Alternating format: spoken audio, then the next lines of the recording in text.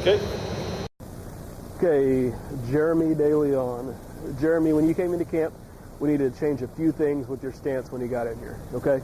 The first thing that we took a look at is when you were getting set up to begin with, you're having those feet come out there too wide, okay? Anytime that your feet get too wide, you can start to notice that your knees never get any wider. It's just your feet coming further and further out. When you do that, what happens is you start to create a bunch of tension inside your groin, and it's harder to get into a stance that we want. So what we did was we took your feet, we narrowed you in a little bit. We want to have our feet probably about 6 to 8 inches wider than shoulder width. What that does is it gives us the room that we need to have our shoulders come through our knees on the snap without hitting into any restriction when they come through there, okay? Another thing that can help us out is if we take our toes, we can open our toes up a little bit and point them out, and as we get into that stance, we can really shove those knees out, so as we get set up, we can crunch and drive through without any interference back on the snap as we get there, okay? The second thing we worked on is you tended to have a pretty steep slope, okay? A steeper slope is kind of common along people with your age when they come into snapping, okay? The main reason we kind of get hunkered down is we wanted to see what was going on behind us and see the punter and know what's going on. Well, when we do that and we dip the head down, we get real steep here and our hips tend to drive only up when we go through and snap, okay?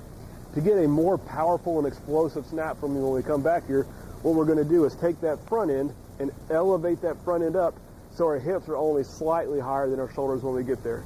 That allows us to crunch and drive through and get a much more powerful snap going back towards the punter instead of kind of that little looping, arcing motion that we make with the ball when we come back there, okay?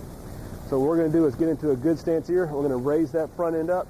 We're going to work to drive back into the punter when we get here, okay? So we'll get much more open. There you go. Give me a good hard snap from there, Jeremy. Good. That's looking really good right there, okay? That's a good hard snap coming back there. The second thing that I worked on with you is, you know, we're a very polite person, you know, outside of football. Once we get onto the football field and once we start snapping, we don't have to be so polite anymore. It's a quick, aggressive motion that we make coming back there, okay? That last snap was really hard. Remember, we stay aggressive, stay good, quick with the hands, and really drive into those hips each time when we come back there, okay? Give me another snap right here, quick and hard like that last one. Okay, now, you did a real hard, powerful snap right there. Those hands kind of came up a little bit. Think about when you go through and snap, right at the top of your shoes, kind of the middle of your socks, we're going to kind of create a little ceiling for our hands right there.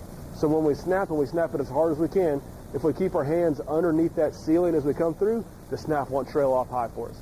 Anytime they kind of they go above that, we run the risk of having a high snap as we go back there, okay? So on this one, keep that same aggressive snap. We're going to elevate that front end a little bit higher. We're going to keep our hands under that little ceiling that we made for us right there on the heels, or on the mid-ankle right there. Okay, give me a good hard snap. Very nice. How'd that feel? Feel the difference when you can really drive back there and go? Okay, good job, Jeremy.